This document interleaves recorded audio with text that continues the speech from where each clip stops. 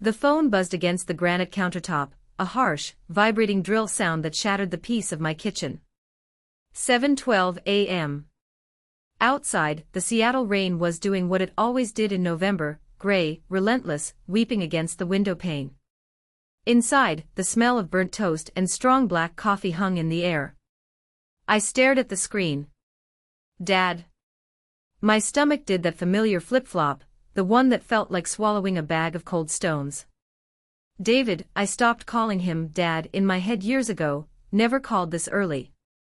He never called at all, actually, unless he needed bail money, a short-term loan that never got repaid, or someone to blame for his latest business failure.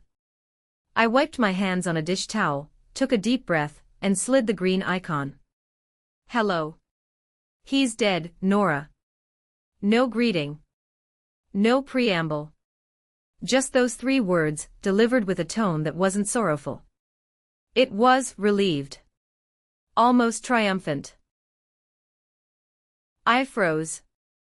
My hand gripped the edge of the counter until my knuckles turned white. What? Who? Grandpa, David said, his voice crisp, like he was reading from a script. Grandpa Arthur died last night at the cabin. Heart attack. Massive. Didn't suffer. My eyes darted across the kitchen island. We just got the call from the coroner, David continued, the speed of his speech picking up, fueled by adrenaline. Listen, Sarah and I are already handling the arrangements. Funeral is Friday. But we need to be clear about something right now. There was a pause. I could hear rustling in the background, papers shifting, and the distinct, high-pitched giggle of my stepmother, Sarah. The will, David said, his voice dropping an octave, trying to sound authoritative. We've seen the latest draft. He left us everything, Nora. The house, the investments, the lake property. Everything. You get nothing. Zero. Sarah's voice cut through the background noise, shrill and cruel. Tell her she has 3 days to get her junk out of the guest room before we list the house. Finally, David muttered, not to me, but to himself. Finally, you're out. I didn't argue. I didn't scream. I didn't drop to my knees and wail. Instead, a strange, cold calm washed over me. It was the numbness of realizing that the people who raised you aren't just flawed, they are monsters. I slowly pulled the phone away from my ear and pressed the speaker button. I placed the device gently on the table, right next to the plate of scrambled eggs. Did you hear that? I whispered. Seated directly across from me, wearing his favorite flannel pajamas and nursing a mug of decaf, was Grandpa Arthur. He was very much alive. He looked at the phone, his blue eyes narrowing into slits of pure, unadulterated fury.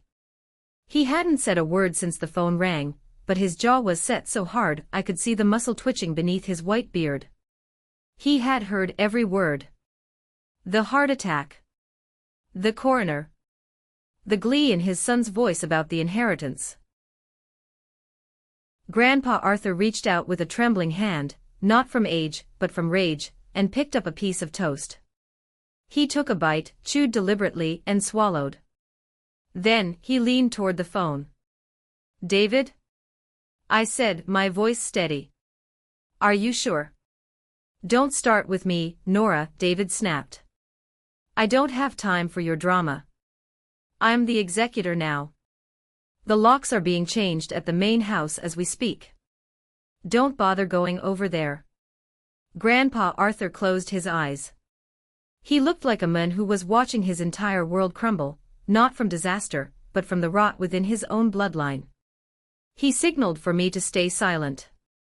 He wanted to hear more. He needed to know how deep the rot went. And Nora. Sarah's voice was closer to the phone now. Don't try to pull any of your accountant tricks. We know about the trust fund. David is dissolving it this afternoon. You're done being the golden child. You're just nobody. Nobody, I repeated softly. Get a job that actually pays, David scoffed. And don't show up at the funeral. It's family only. Family only. The irony was so thick it tasted like metal in my mouth.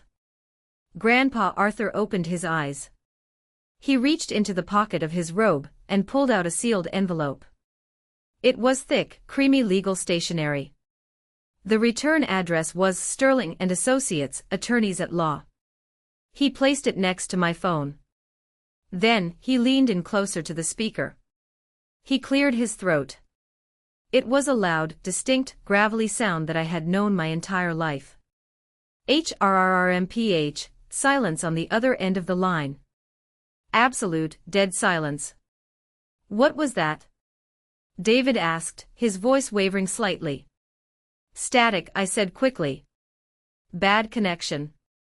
Look, David barked, trying to regain his momentum. Just stay away. We get it all. You get nothing. Deal with it. Okay, Dad, I said. I'll deal with it. I hung up. The kitchen was silent again, save for the drumming of the rain. I looked at Grandpa. He looked at me. The heartbreak in his eyes was devastating, but beneath it, there was something else. Something harder. Steel.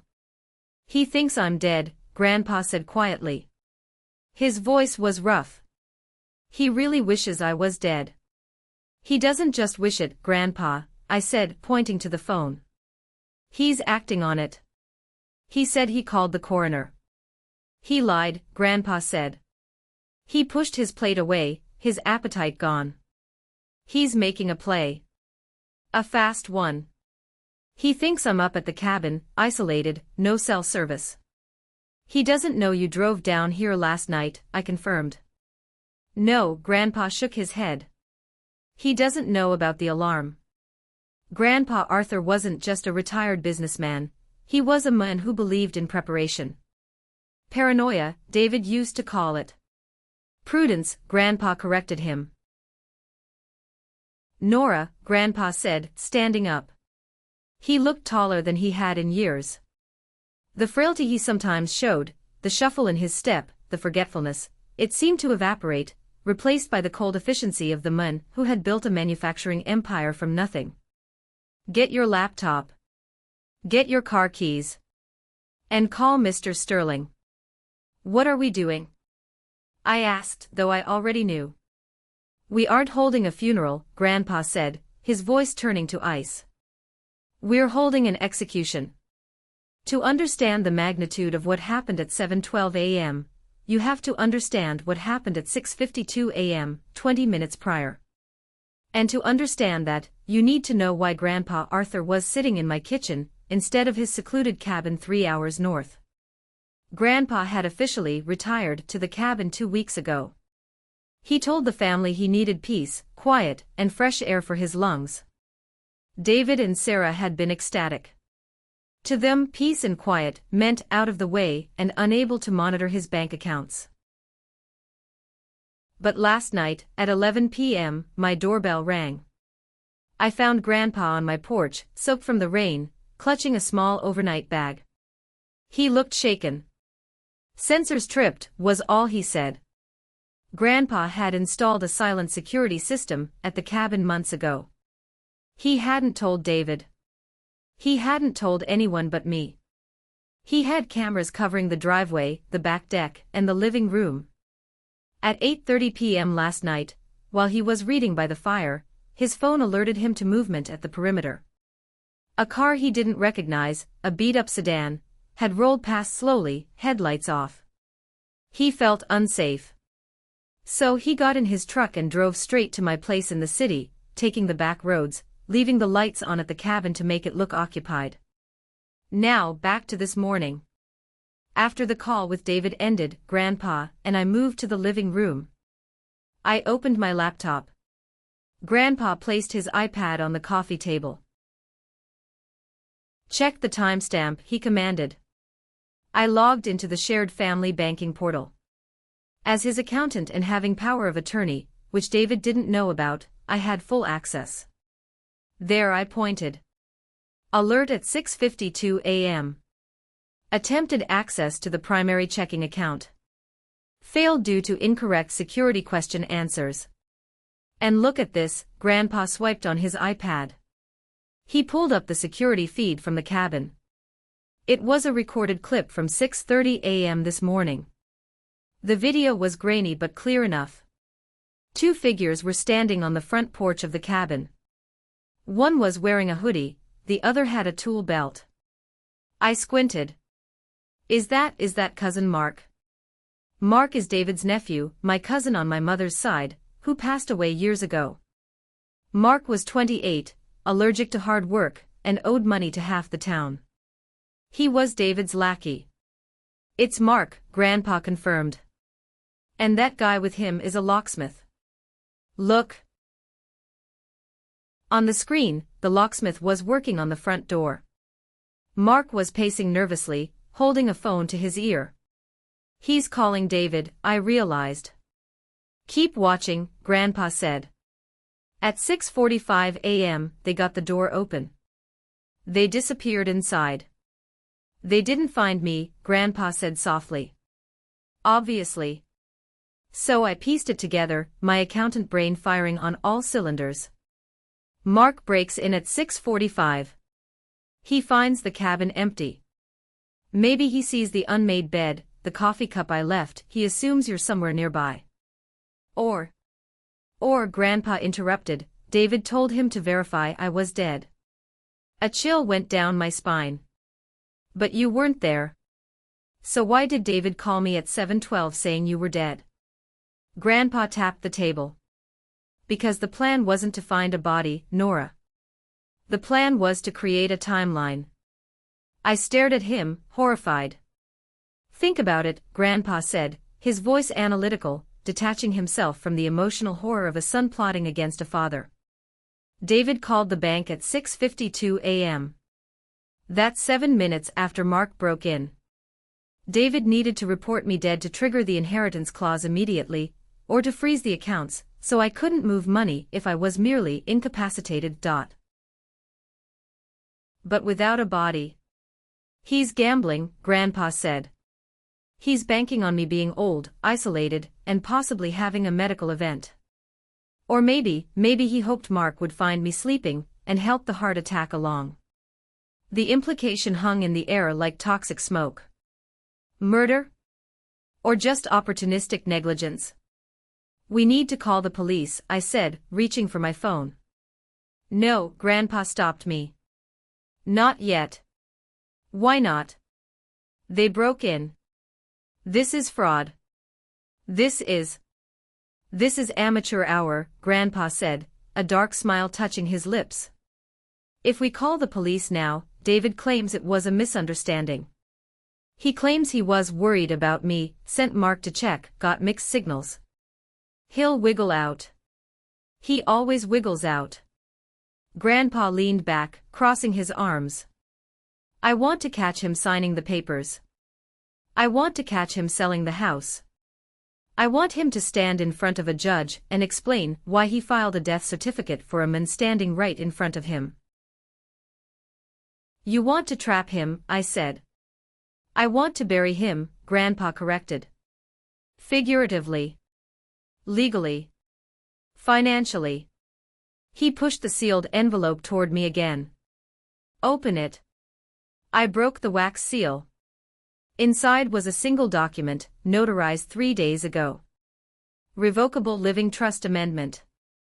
I moved it all, Nora, he said. 3 days ago. The house. The cabin. The portfolio. It's all in the Nora J. Reynolds Trust. David isn't just disinherited. He's trying to steal from you. The weight of the paper felt heavy in my hands. I wasn't just the granddaughter anymore. I was the owner of the estate. And David was currently breaking into my property. Get dressed, Grandpa said, standing up. We're going to see Sterling. And then, we're going to let David dig his grave a little deeper, life when the tears stop. For years, I had been the fixer. When David couldn't make rent, I covered it. When Sarah crashed her car, again, I drove her to work. When Cousin Mark needed startup capital for a business that didn't exist, I was the one who gently explained why the bank said no, only to have David scream at me for being unsupportive. I was the provider. The ATM. The doormat. I sat in my car, rain drumming on the roof, waiting for the defroster to kick in. Grandpa was in the passenger seat, wearing a baseball cap and sunglasses to obscure his face, even though my tinted windows were dark. I looked at my phone. 3 missed calls from Sarah. A text from Mark, "So sorry about Grandpa. Call me when you get this." A wave of nausea hit me. I wanted to text back. I wanted to scream, "You liars. I know what you did." I wanted to drive to the cabin and scream at Mark. I wanted to drive to David's house and throw a brick through the window. My hands were shaking so hard I could barely grip the steering wheel. I felt like a little girl again, terrified of my father's booming voice, desperate for his approval, crushed by his cruelty.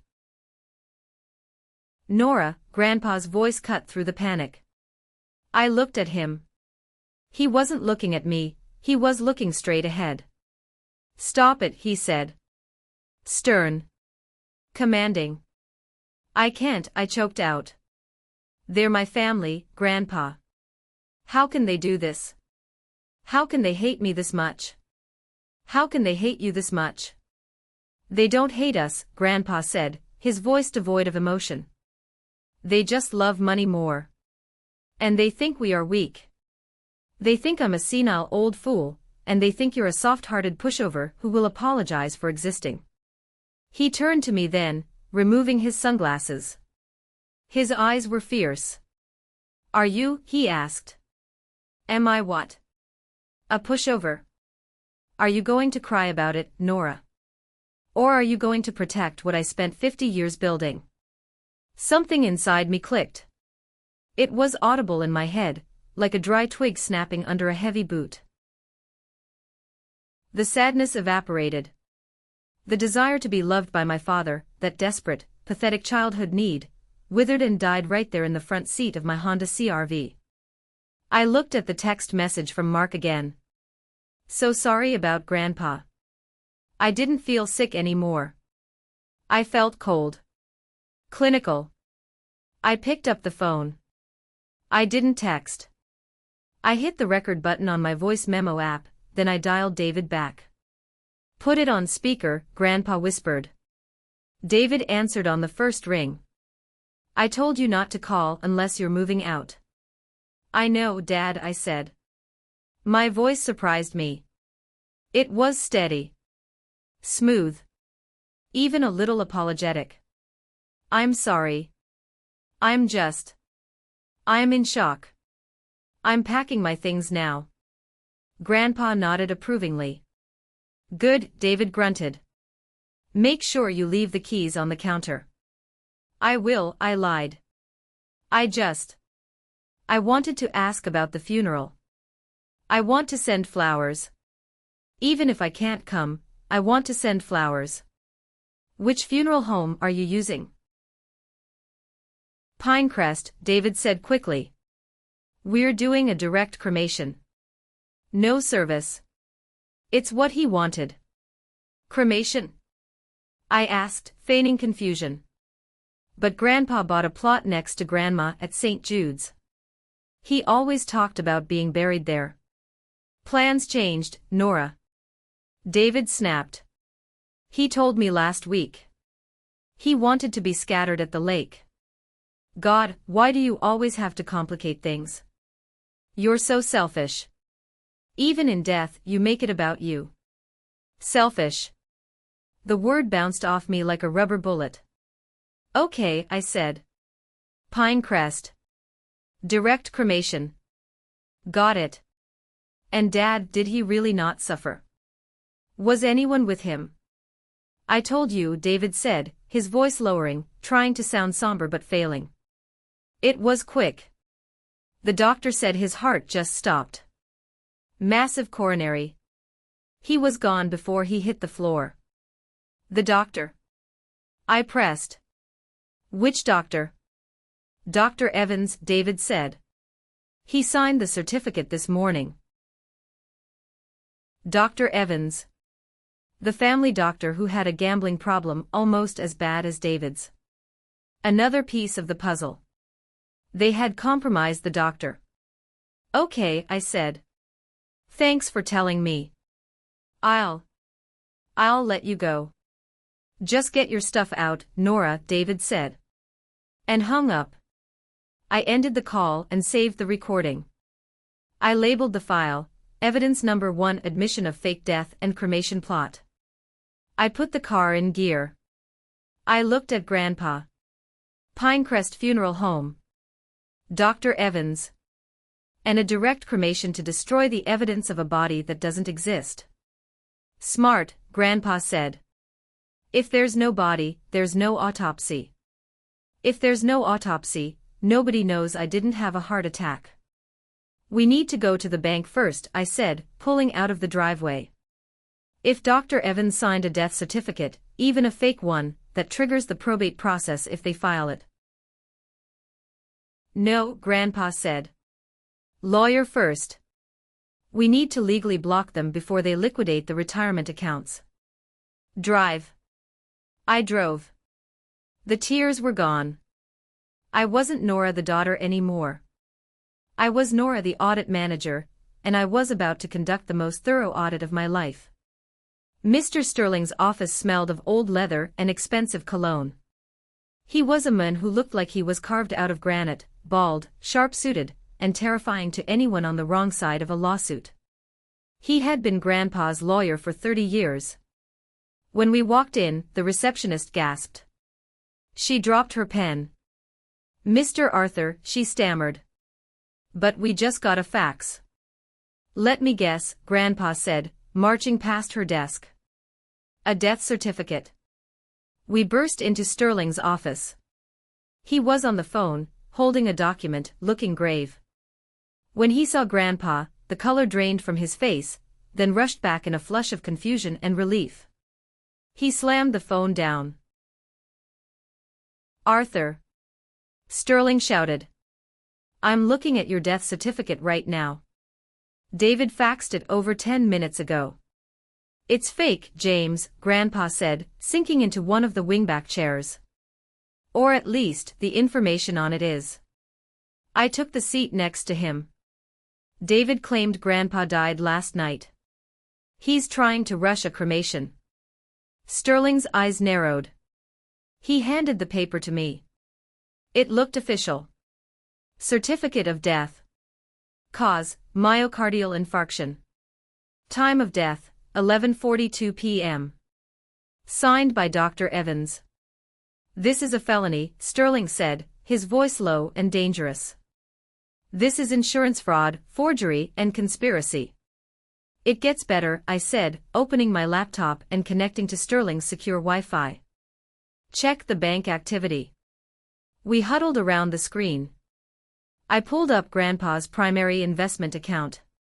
Look at this, I pointed to the log. At 9 a.m. sharp, the minute the bank opened, there was an attempted transfer.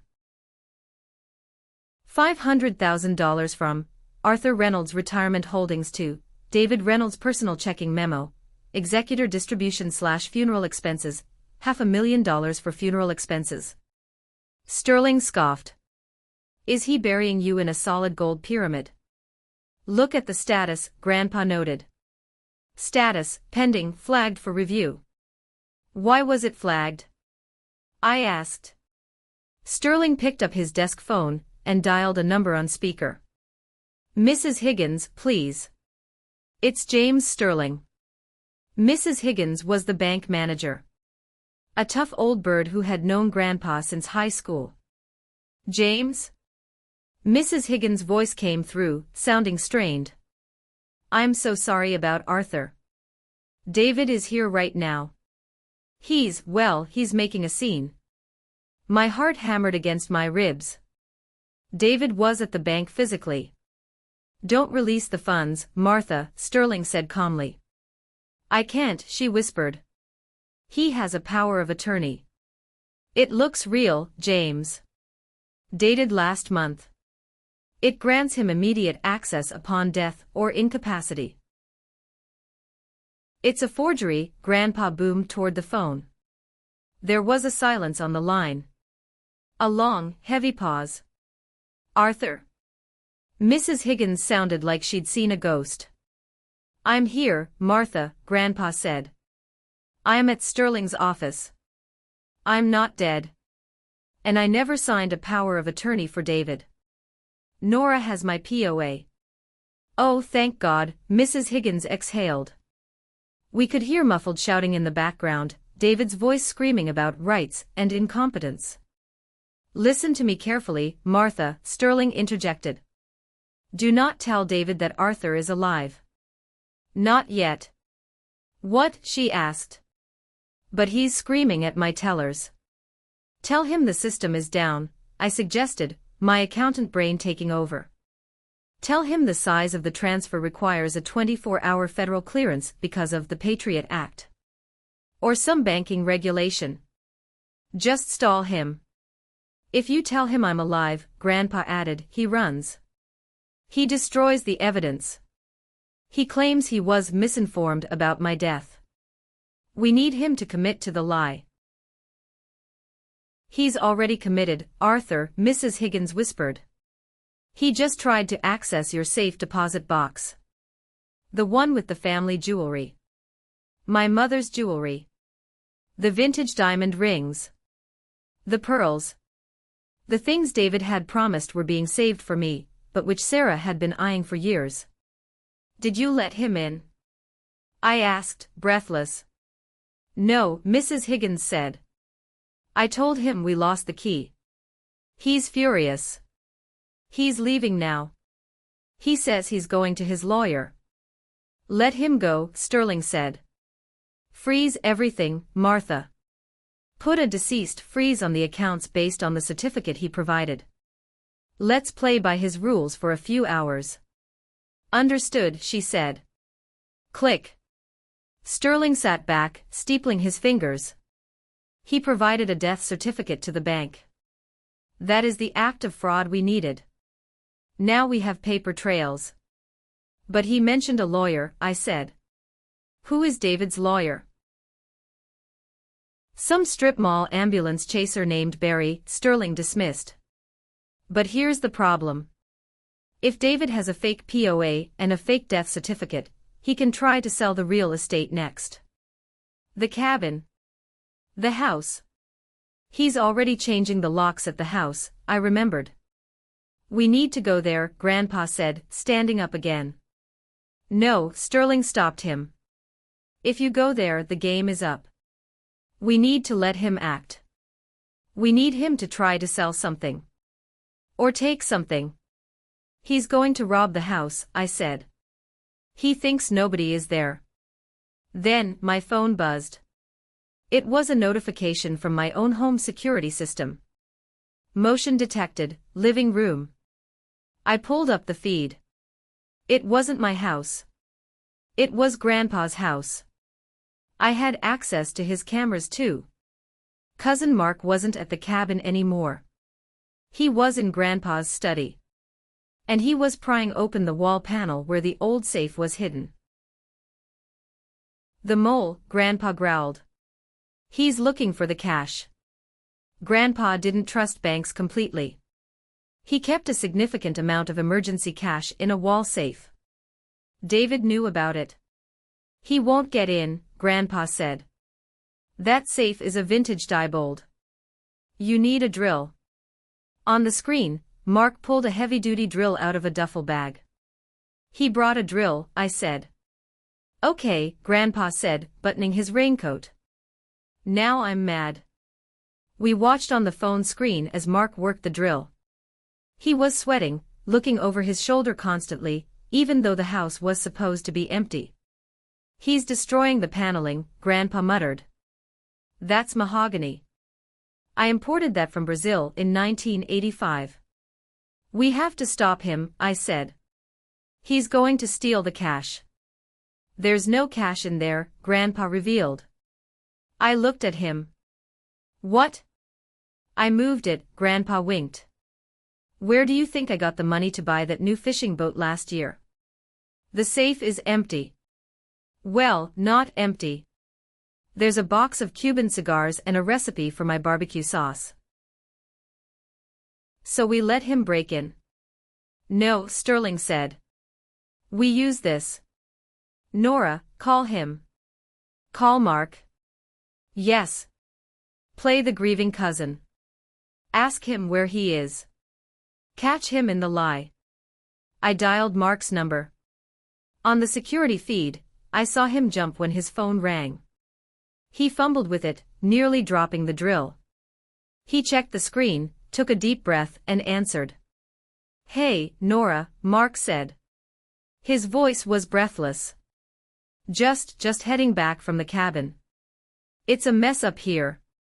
Oh, Mark, I put on my best shaky voice. I'm just so devastated. Dad said. Dad said Grandpa is gone. Yeah, Mark said, resuming his drilling. The sound of the drill whining against metal screeched through the phone, and the security feed simultaneously.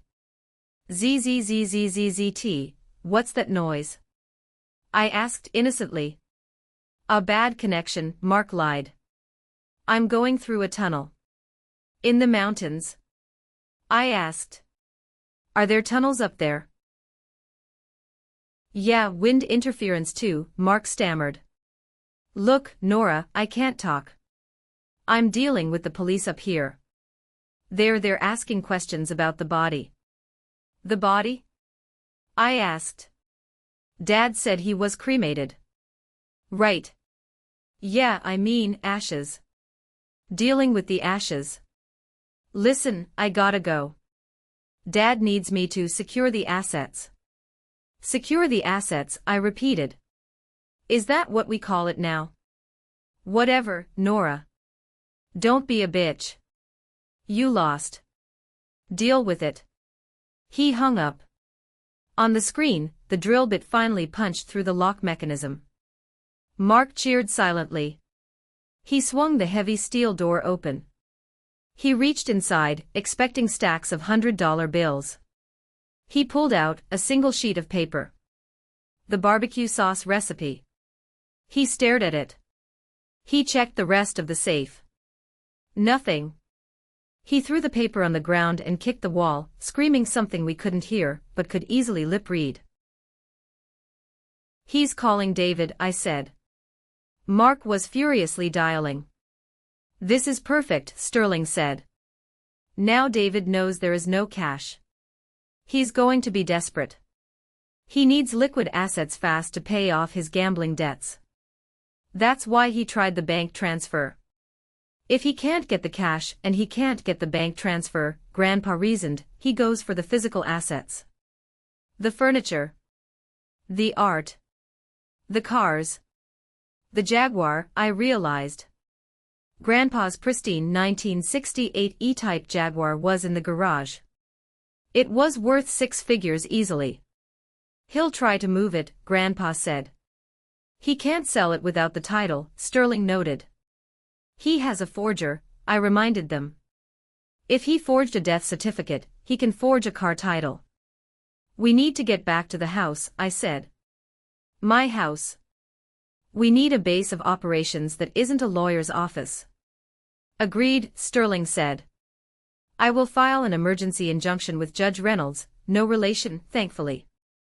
I'll get a freeze on all assets based on suspicion of fraud. But it will take a few hours to get a signature.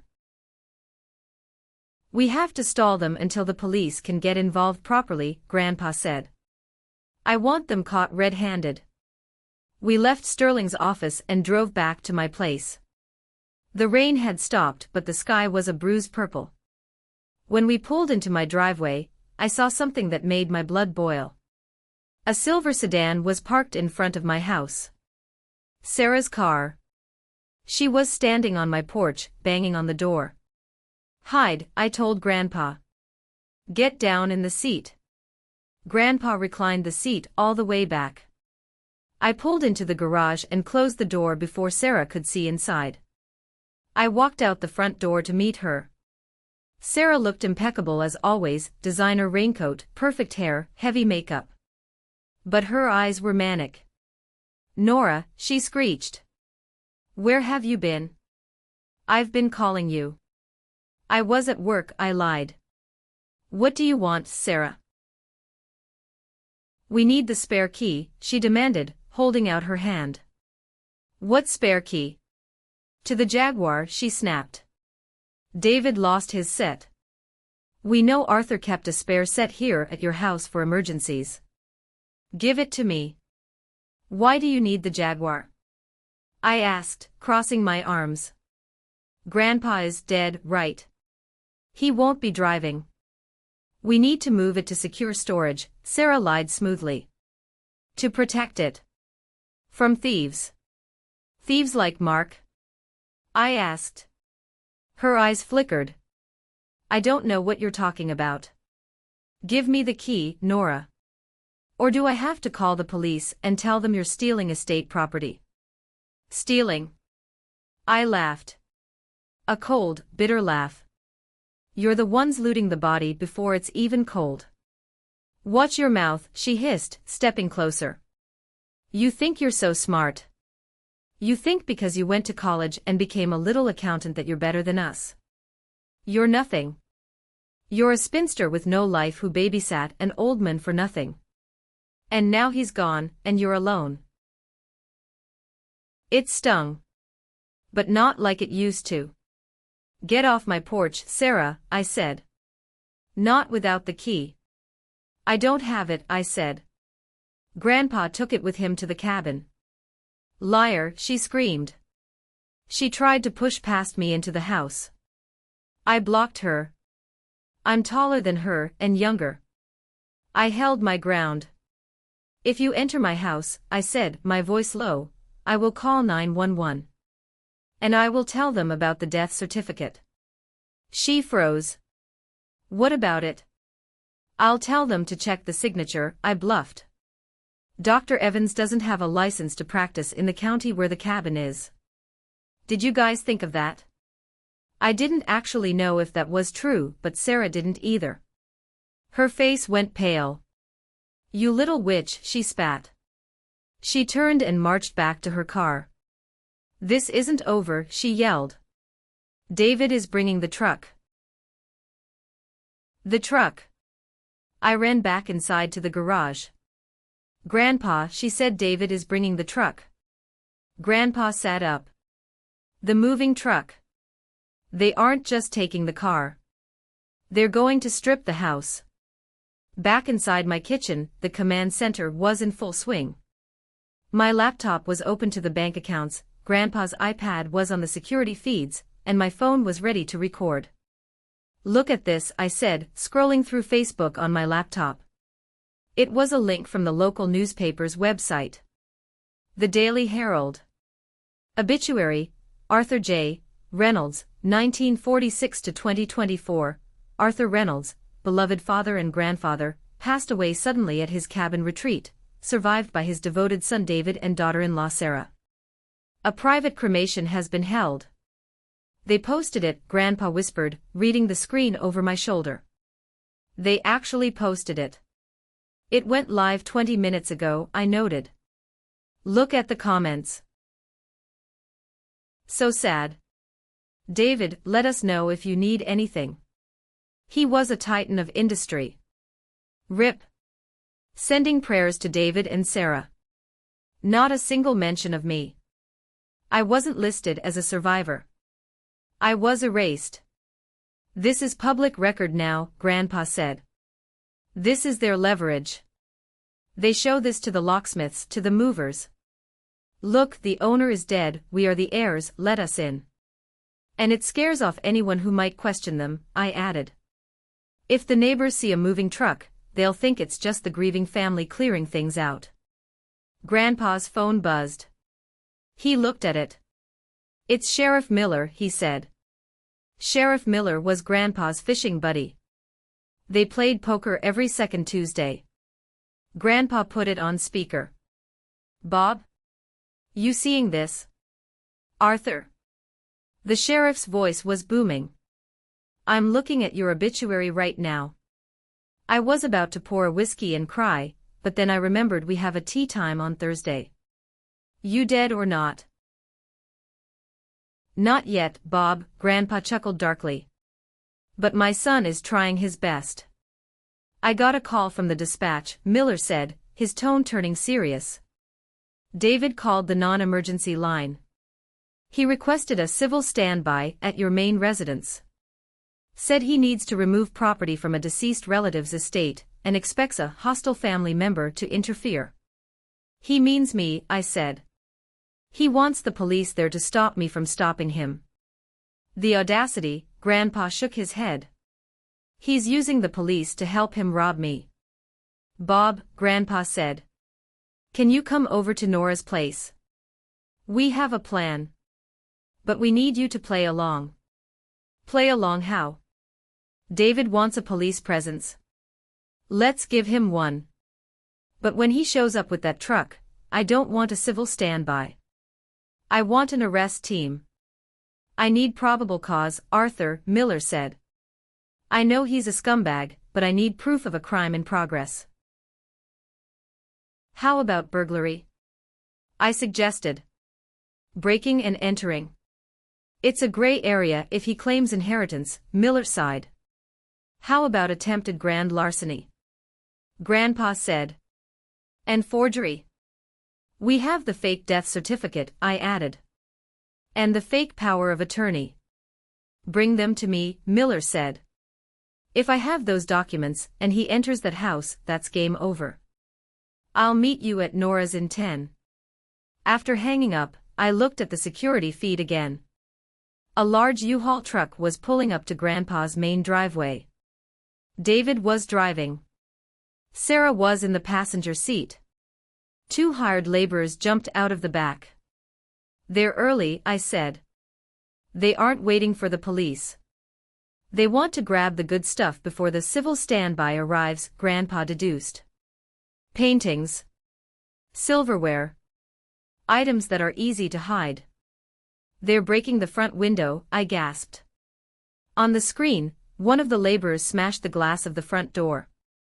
David stepped through the broken glass, walking into the house like he owned it. He was smoking a cigarette, something Grandpa strictly forbade in the house. He ashed on the Persian rug. Grandpa flinched. That rug was a gift from my grandmother. Okay, Grandpa said, standing up and smoothing his shirt.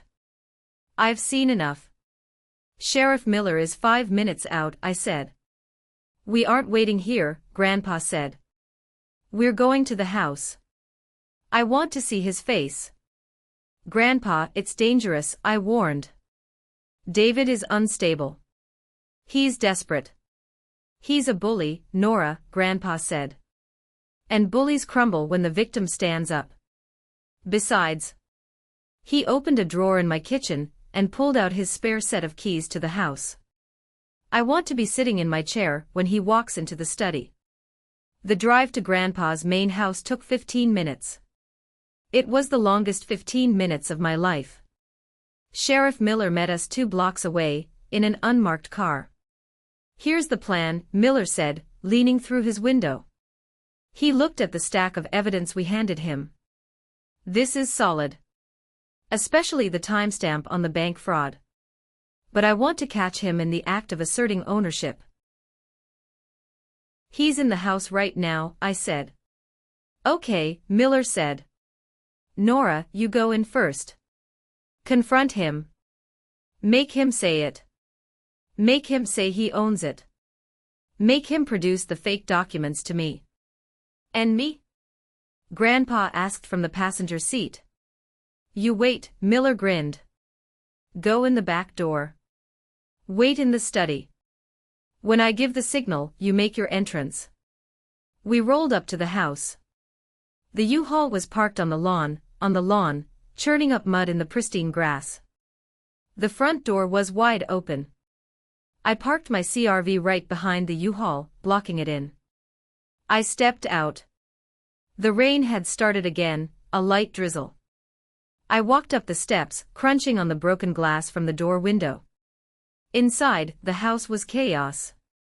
David and the movers were stripping the living room. The TV was already gone. Sarah was wrapping the silver tea set in newspaper. "Hey!" I shouted. My voice echoed off the high ceilings. David spun around. He looked manic. His eyes were red-rimmed, his hair messy. He held a crystal vase in one hand. "I told you to stay away," he screamed. "This is breaking and entering, David," I said, stepping into the room. I held my phone up, recording everything. "It's my house." David roared. "He's dead." "It's mine. Get out before I have you thrown out." "You can't just take things," I said calmly. "There's a process. Probate. Wills." "Screw the will," David yelled. He set the vase down and marched toward me. "I am the only son. I am the heir. You are nothing but a leech." "David, honey, calm down," Sarah said, though she didn't look worried. She looked annoyed that I was interrupting their looting spree. "Just call the sheriff. He said he was sending someone." "I am someone," a voice boomed from the doorway behind me. Sheriff Miller stepped in. He was in full uniform, hand resting casually on his belt, near his gun. David's face lit up. "Sheriff. Thank God. Arrest her. She's trespassing." Miller looked at me, then at David. "Trespassing? Does she not live here?" "No," David said. "My father died last night. I am the executor. I want her removed." "I'm sorry for your loss," Miller said, his face a mask of professional neutrality. "Do you have proof of death? And proof of your authority?" "Yes." David scrambled to his jacket, which was draped over a chair. He pulled out the crumpled death certificate and the power of attorney. He thrust them at Miller. "Here. Signed by Dr. Evans. And the POA giving me full control." Miller took the papers. He studied them for a long, agonizing minute. The only sound in the room was the ticking of the grandfather clock in the hall. "This looks orderly," Miller said finally. David smirked at me. A look of pure, toxic victory. "See? I win." "So," Miller continued. "According to this, Arthur Reynolds died at 11:42 p.m. last night." "Yes," David said, feigning sadness. "Tragic. And you are the sole beneficiary." "Everything comes to me," David said. "To protect the legacy." "And you," Miller pointed to Sarah. "You are assisting in securing the assets." "I'm his wife," Sarah said haughtily. "I'm helping manage the estate." "Okay," Miller nodded. "Well, that seems clear enough. Nora, I'm afraid if these documents are valid, you have to leave." David laughed. A short, barking sound. "Hear that?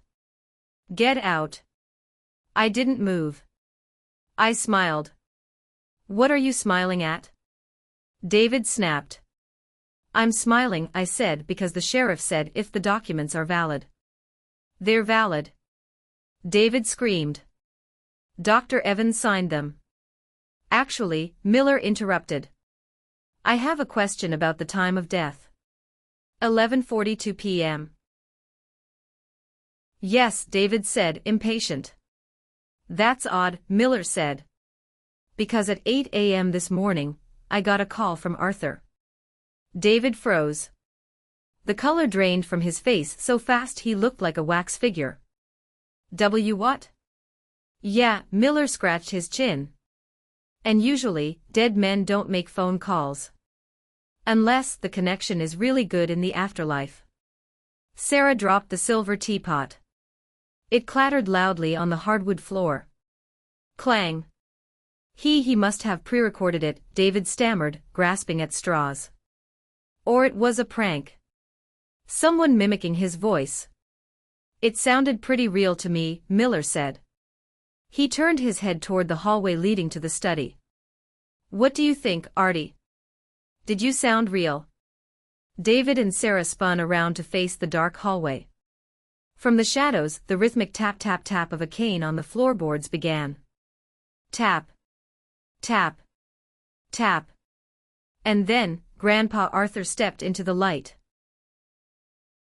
The silence in the room was absolute. It was a vacuum, sucking the air out of everyone's lungs. Grandpa stood there, looking every inch the patriarch. He wore his favorite tweed jacket, a crisp white shirt, and he held a fresh cup of coffee in his hand. He didn't look frail. He didn't look like a man who had died of a heart attack. He looked like a storm cloud given human form. David's mouth opened and closed like a fish on a dock. B. He couldn't even say the word Dad. Sarah let out a small, strangled squeak, and backed up until she hit the wall. Grandpa took a sip of his coffee. He looked at the shattered front door. He looked at the muddy footprints on the rug. He looked at the silver teapot on the floor. Finally, his eyes landed on David. "Hello, David," Grandpa said. His voice was calm, conversational even. "You're early. I didn't expect you until the weekend." "You?" David whispered. He pointed a shaking finger. "You're dead." Evans said. Mark said. "Mark," Grandpa nodded. "The boy who can't distinguish a barbecue recipe from a bank bond." "You relied on Mark?" "But the certificate," David waved the paper in his hand, as if the paper itself could force Grandpa back into non-existence. "It's signed. It's legal. It's a piece of paper, David." Grandpa stepped closer. "I am a person. Do I look dead to you?" David stumbled back, tripping over an ottoman. He fell hard onto his backside. He scrambled backward, crab walking away from his father. "It was a mistake," David shouted, his voice cracking. "It was a misunderstanding. We got a call. Someone said you died. We were just trying to protect the house." "Protect it?" Grandpa gestured to the movers who were frozen in the corner holding the TV. "By loading my television into a U-Haul. We were putting it in storage." Sarah chimed in, finding her voice. "To keep it safe. We thought, oh God, Arthur, we were so heartbroken. We were grieving."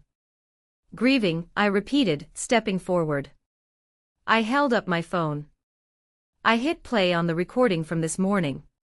David's voice filled the room. "Finally, you're out. He left us everything. You get nothing. Zero." Sarah's voice, "Tell her she has 3 days to get her junk out." David's voice, "We're doing a direct cremation. No service." I stopped the recording. "That doesn't sound like grief, Sarah," I said. "That sounds like a celebration." David scrambled to his feet. The shock was wearing off, replaced by the cornered rat aggression I knew so well. He realized the misunderstanding excuse wouldn't work. So he pivoted. He went on the attack.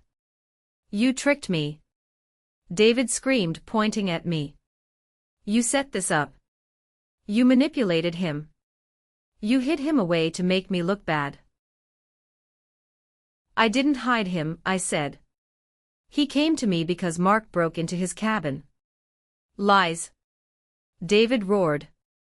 He turned to Sheriff Miller. "Sheriff, arrest them. This is entrapment.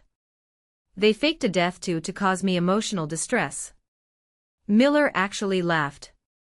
"David, you are holding the fake death certificate. You filed it with the bank." "I spoke to Mrs. Higgins."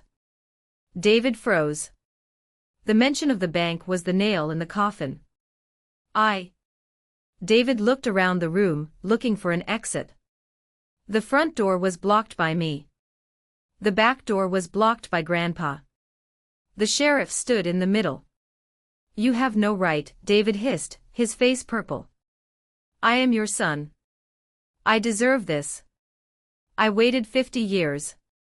I put up with your lectures, your judgment. It's mine. It's all mine by rights. By rights. Grandpa asked Softy. You didn't build this, David. You didn't work for it. You just waited for it. I am your blood. David screamed. You owe me. I owed you a childhood, Grandpa said, his voice heavy with sadness. I owed you an education. I gave you both. I don't owe you my life's work to squander on gambling and bad investments. Grandpa turned to Sheriff Miller. Sheriff, Grandpa said. I would like to press charges. On what grounds? Miller asked formally, taking out his handcuffs. Burglary, Grandpa listed. Vandalism. Fraud. Forgery. And. Grandpa looked at David, a tear finally escaping his eye. Identity theft. Because that man claims to be my son, but I don't recognize him.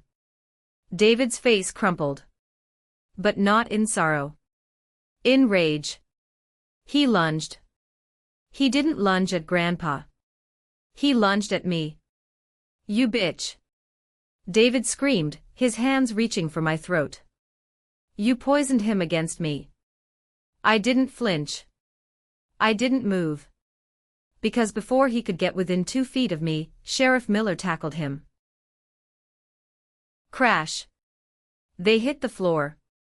David struggled, screaming obscenities. Sarah started shrieking, police brutality.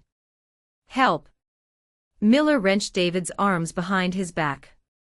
The metallic click-click of the handcuffs was the sweetest sound I had ever heard. David Reynolds, Miller grunted, kneeling on David's back. You are under arrest. I looked down at my father, pinned to the floor, frothing at the mouth with entitlement and hate. I looked at Grandpa. He was watching, his face like stone. You get nothing, I whispered to David. 0. The adrenaline crash after an event like that is something nobody warns you about. You expect to feel victorious. You expect to feel like you just won the Super Bowl. But as Sheriff Miller hauled David and Sarah out of the house, leaving Grandpa and me standing in the wreckage of the living room, I didn't feel like a winner. I felt exhausted. I felt heavy.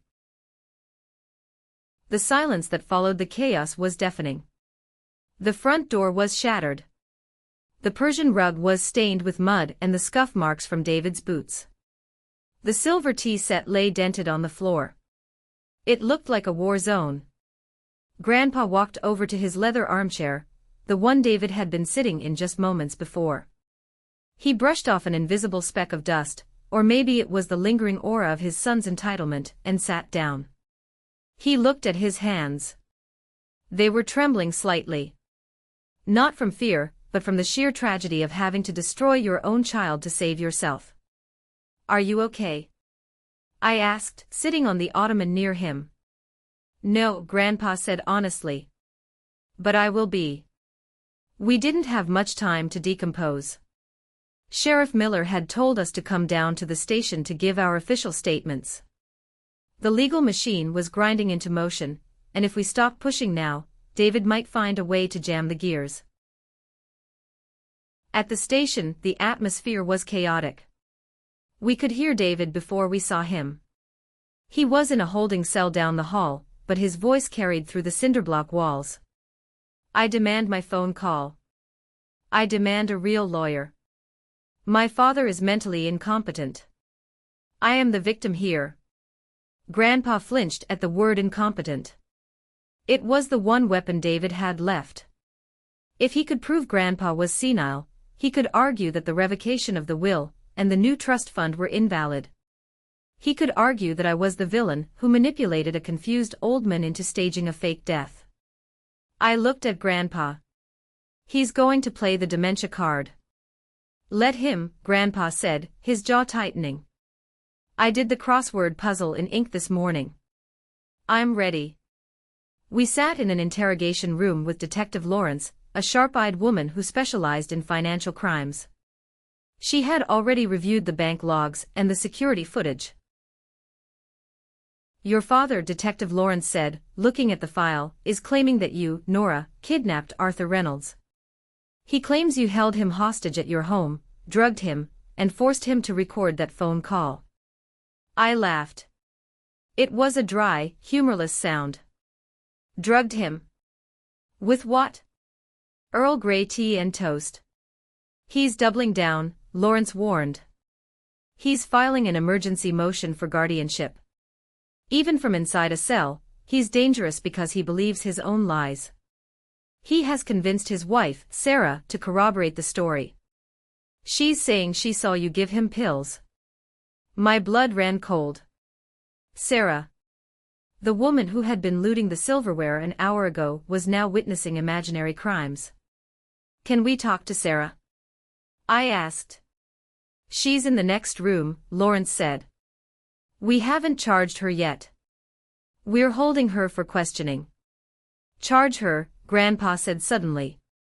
Detective Lawrence looked up. Excuse me. Charge her with everything, Grandpa said, leaning forward. Burglary. Conspiracy. Fraud. Throw the book at her. Tell her she's looking at 10 to 15 years in a state penitentiary. We intend to, Lawrence said. No, Grandpa interrupted. Tell her now. And then tell her that David is blaming it all on her. Tell her David said the fake death certificate was her idea. Is that true? I asked. Does it matter? Grandpa looked at me with the eyes of a man who had negotiated million-dollar contracts in his prime. David is a narcissist. Sarah is a survivor. If she thinks the ship is sinking, she won't just jump off. She'll set the captain on fire to save herself. Detective Lawrence smirked. I like how you think, Mr. Reynolds. We watched through the one-way glass as Lawrence went into Sarah's room. Sarah looked small, huddled in her designer coat, which was now wrinkled and sad. She wasn't screaming like David. She was calculating. We couldn't hear the audio, but we saw the body language. Lawrence slammed a file on the table. She pointed to the wall where David was screaming. She made a gesture that clearly meant prison bars. Sarah's face crumbled. She started crying. Then she started talking. She talked fast. She pointed fingers. She mimed writing on a piece of paper. Lawrence came back out 10 minutes later. She looked like the cat that got the cream. She flipped, Lawrence confirmed. She gave us everything. She admitted David bought the blank death certificates online 3 weeks ago. She admitted they paid Dr. Evans $10,000 to pre-sign them. And she gave us the location of the storage unit. Storage unit? I asked. They've been moving items out of your cabin for months, Arthur, Lawrence said gently. Antiques. Rare books. The fishing gear. They didn't just start looting today. They've been robbing you slowly for a year. Grandpa closed his eyes. The betrayal wasn't sudden. It was chronic. It was a long, slow poisoning of his trust. And, Lawrence added, Sarah says David has a hidden leverage. He has your medical records. Or rather, doctored medical records from Dr. Evans claiming you have advanced Alzheimer's. He plans to present them at the bail hearing tomorrow to get released as your legal guardian. He wants to become the guardian of the man he tried to bury, I said, disgusted. He wants control of the money, Grandpa corrected. He doesn't care about me. He cares about the checkbook. Grandpa stood up. Nora, call Mr. Sterling. Tell him to meet us at the courthouse tomorrow morning. David wants a hearing. Let's give him the show of a lifetime. As we walked out of the station, passing the holding cells, David saw us through the small window of his door. He didn't look ashamed. He slammed his fist against the glass and mouthed 2 words at me. You'll pay. I stopped. I walked right up to the glass. I didn't say anything. I just held up my phone, showing him the screen. It was a notification from the bank. Alert, all accounts frozen. Access denied. I watched the color drain from his face as the reality finally hit him. He wasn't fighting for the inheritance anymore. He was fighting for his life. And he was bringing a knife to a gunfight.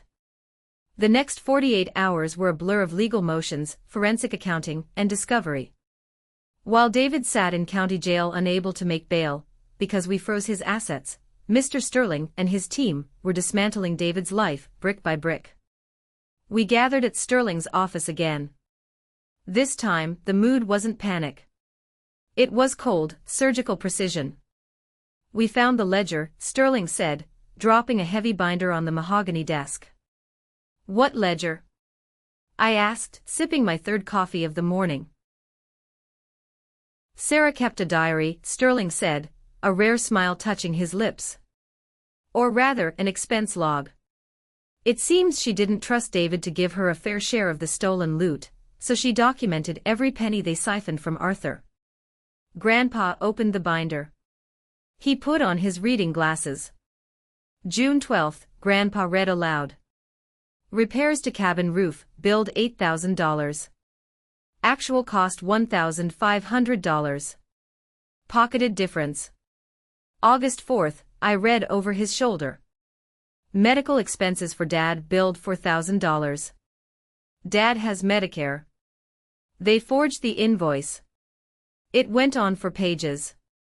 Tens of thousands of dollars. Little thefts. Big thefts.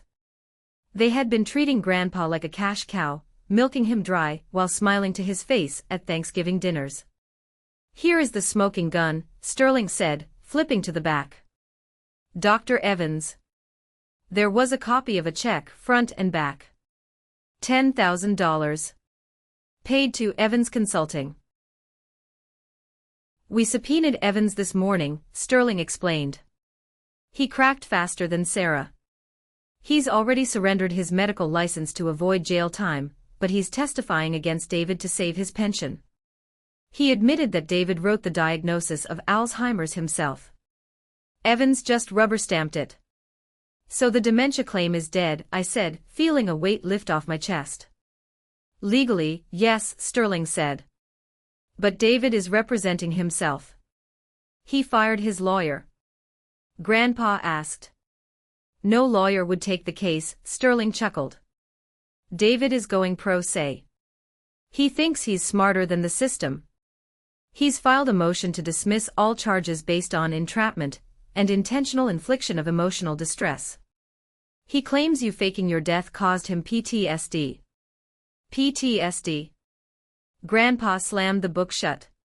He was celebrating. We have it on tape. He says the celebration was a grief response, Sterling rolled his eyes. Mania induced by shock. He's going to put on a performance, Arthur. He's going to try to charm the judge. He's going to cry. He's going to talk about his difficult childhood. I gave him a pony when he was 10, Grandpa muttered. How difficult was it? The point is, Sterling said, becoming serious, the courtroom is theater. And David is a good actor. We need to be better. We need to let him hang himself. How? I asked. He called you as a hostile witness, Nora, Sterling said. He wants to cross-examine you.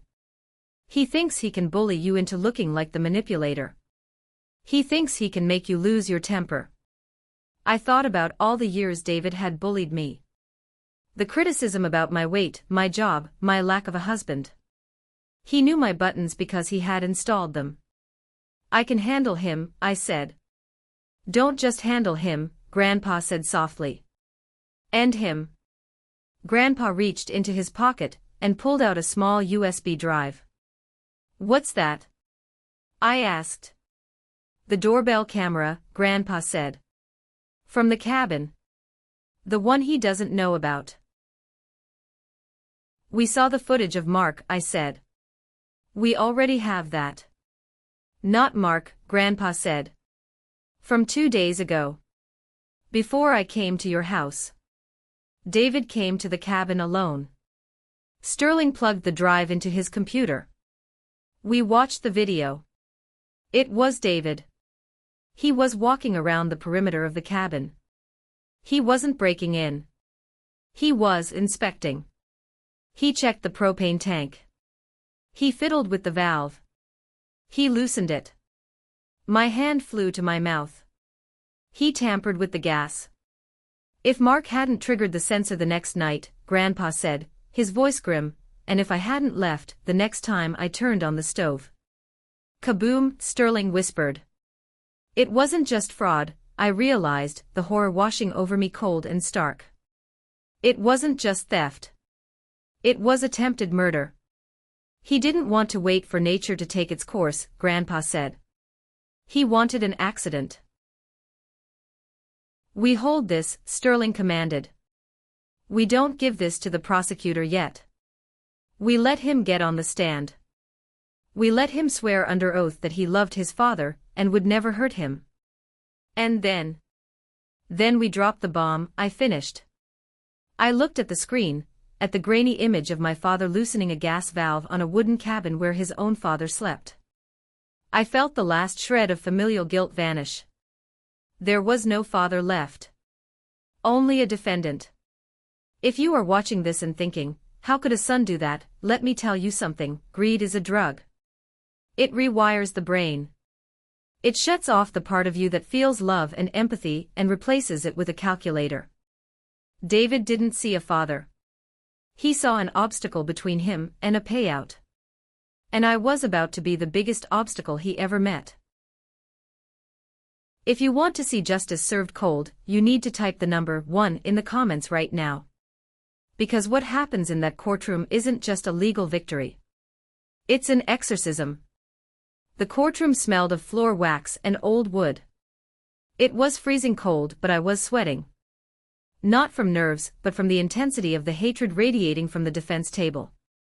David sat there alone.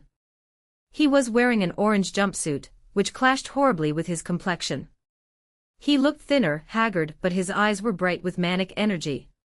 He had stacks of paper in front of him, handwritten motions, scribbled notes, delusions of grandeur in ink.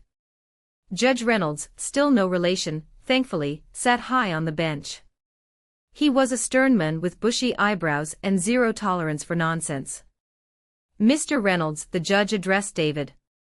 You have chosen to represent yourself. I must warn you again that this is ill-advised given the severity of the charges, attempted grand larceny, fraud, forgery, burglary. I understand, Your Honor, David stood up, using his business voice. Smooth. Confident. But the truth is simple. I am the victim of a conspiracy orchestrated by my daughter, and a senile old man who doesn't know what day it is. Objection. The prosecutor shouted. Sustained, the judge sighed. Stick to the facts, Mr. Reynolds. David called me to the stand first. I walked up the aisle. I could feel Grandpa's eyes on my back from the gallery. He gave me a small nod. Steele. I swore to tell the truth. I sat down. David approached the stand. He didn't look like a prisoner. In his mind, he was still the patriarch, and I was still the disappointment. Nora, he began, smiling fake warmth. You manage Grandpa's finances, don't you? I am the trustee, yes, I answered clearly. And isn't it true, David paced back and forth, playing to the jury, that you were jealous? Jealous that Grandpa loved me more. Jealous that the will originally left everything to me. I was never jealous, David, I said. I was worried. Because you have a gambling addiction. Objection. David shouted. Relevance. Overruled, the judge said. It goes to motive. David's face twitched. Isn't it true you drugged my father and forced him to sign a new trust? No, I said. He signed it of his own free will because you stole $50,000 from him over the last 2 years. Lies. David slammed his hand on the railing. I loved him. I took care of him. I was checking on him at the cabin because I was worried about his health. Is that why you loosened the gas valve? I asked. The courtroom went silent. Even the court reporter stopped typing. David froze. What? You said you were checking on him, I said, my voice rising. But we have video, David. From the doorbell camera. 2 days before the death. You didn't knock. You went to the propane tank. You used a wrench. David looked at the prosecutor's table. Sterling held up the USB drive. That's fake, David stammered. Deep fake. AI generated. It has been authenticated by the FBI, the prosecutor stood up. Your Honor, we were holding this for rebuttal, but since the defendant opened the door to his care for the victim. Admitted, the judge banged his gavel. David looked like he had been punched in the gut.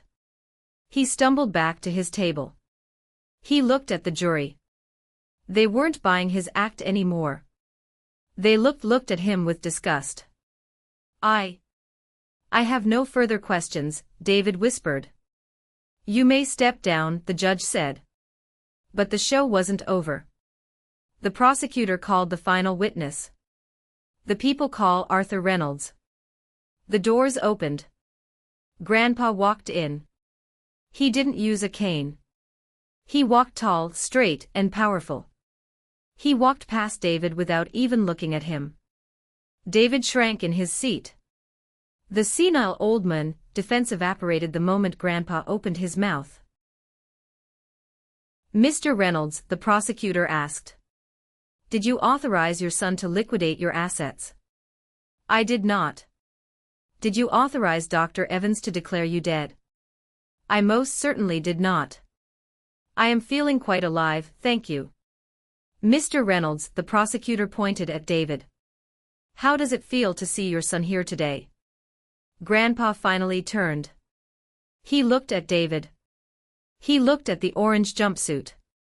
He looked at the man he had raised, educated, and bailed out 1,000 times. It feels like a failure, Grandpa said. His voice cracked, just a little. Not my failure. His. I gave him roots. I gave him wings.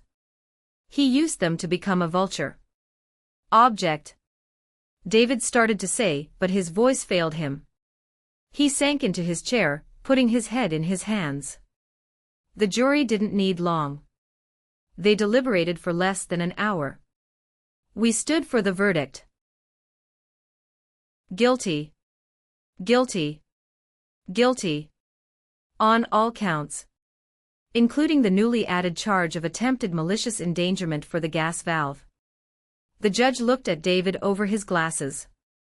David Reynolds, your greed is matched only by your incompetence. You didn't just try to steal your father's money, you tried to steal his dignity. And you were willing to sacrifice your own daughter to do it. Sentence, the judge continued, is set at 15 years in state prison, with no possibility of parole for the first 10. Restitution of all stolen funds is ordered immediately. David screamed as the bailiffs took him away. He screamed at me. He screamed at Grandpa. He screamed at the world that owed him everything. But we couldn't hear him. The heavy oak doors slammed shut, cutting off his voice. Grandpa and I stood in the quiet courtroom. Sterling packed up his briefcase. It's over, Sterling said. Grandpa took a deep breath. He adjusted his tie. No, James. It's just beginning. We walked out of the courthouse into the bright afternoon sun. The rain had finally stopped. The air smelled like wet pavement and freedom. I checked my phone. One final notification from the security system at the big house. System disarmed. User, Nora. The house was mine. The trust was safe. And the monsters were in cages. 3 months have passed since the gavel fell. I'm sitting on the dock of the lake house, the real one, not the cabin. The sun is setting, painting the water in shades of purple and gold. The air is crisp. Grandpa is down by the water, teaching a neighbor's kid how to cast a line. He's laughing. It's a sound I hadn't heard in years, buried under the weight of David's drama and Sarah's manipulation. He looks younger. The stress of looking over his shoulder is gone. We didn't keep the big house in the city. Too many bad memories. Too many ghosts of David walking through the halls like he owned the place. We sold it. We sold the Jaguar too. We used the money to set up a real foundation. The Reynolds Family Trust is no longer just a pot of gold for greedy relatives to fight over. It's a scholarship fund for kids who want to study engineering, like Grandpa did. I'm not just the accountant anymore. I'm the executive director. Sarah took a plea deal. She got 3 years in minimum security in exchange for testifying against David and Dr. Evans. I hear she's working in the prison laundry. It's the first honest work she's done in her life. David is in a place where the only thing he can manipulate is his cellmate for an extra pudding cup. He sends letters sometimes. Asking for money. Asking for forgiveness. Asking for us to drop the restraining order. I don't read them. I have a shredder right next to the mailbox. It's very therapeutic. WRZZZT. Gone. But the biggest change isn't the money, or the house, or the justice. The biggest change is in me. For 32 years, I thought my job was to please people. I thought if I was just helpful enough, quiet enough, and giving enough, my family would love me. I thought being the provider was my only value. I was wrong. Grandpa walks up the dock, holding a stringer with 2 trout. He sits down next to me, groaning slightly as his knees settle. Good catch? I ask. The best, he smiles. He looks at me. You okay, kiddo? Yeah, I say.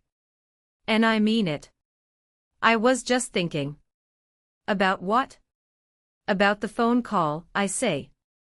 7:12 a.m. The moment he said you were dead. Best thing that ever happened to us, Grandpa says. How can you say that? Because, Grandpa puts his hand on my shoulder. It woke you up. You were sleepwalking, Nora. You were letting them eat you alive. You needed a shock to find your backbone. He taps my chest, right over my heart. You found it. You're not the nice girl anymore. You're the matriarch. You're the protector. I look at the water. He's right. The snap wasn't just a moment of anger. It was a permanent shift. I learned that you cannot love people into treating you with respect. Sometimes, you have to force them to respect you by taking away their power to hurt you. I learned that family isn't defined by DNA. DNA is just biology. Family is defined by loyalty. Grandpa chose me. And I chose him. We saved each other. There is a peace in my life now that I can't describe. It's the peace of knowing that the phone isn't going to ring with a demand for money. It's the peace of knowing my boundaries are made of concrete, not straw. We finish watching the sunset in silence. It's a comfortable silence. You know, Grandpa says, standing up. I think I'll change my will again. I laugh. Please don't. Mr. Sterling will have a stroke. Just a small change, Grandpa winks. I'm leaving the boat to the neighbor kid. You hate fishing. True, I smile. I'll stick to the accounting. I watch him walk back up to the house. He is 80 years old, but he has more life in him than men half his age. I pick up my camera. I've started vlogging our new life. Not for fame, but for evidence. Evidence that life goes on. Evidence that you can survive the betrayal of the people who were supposed to love you. Evidence that sometimes the good guys actually win. If you are listening to this and you are the Nora of your family, the fixer, the doormat, the one waiting for a thank you that never comes, I need you to hear me. Stop waiting. Stop giving. Stop hoping they will change. They won't. You have to change. You have to draw the line. You have to keep the receipts. And if they try to bury you, make sure you're the one holding the shovel. Thank you for listening to my story. It wasn't easy to tell, but it felt good to let it out. If you've ever had to cut off a toxic family member to save yourself, I want you to comment the letter A below. Let me know I'm not alone. Let me know you're a survivor too. And if you want to follow along with Grandpa's new adventures and see him catch bigger fish, hit that subscribe button. We have a lot of living left to do. This is Nora, signing off.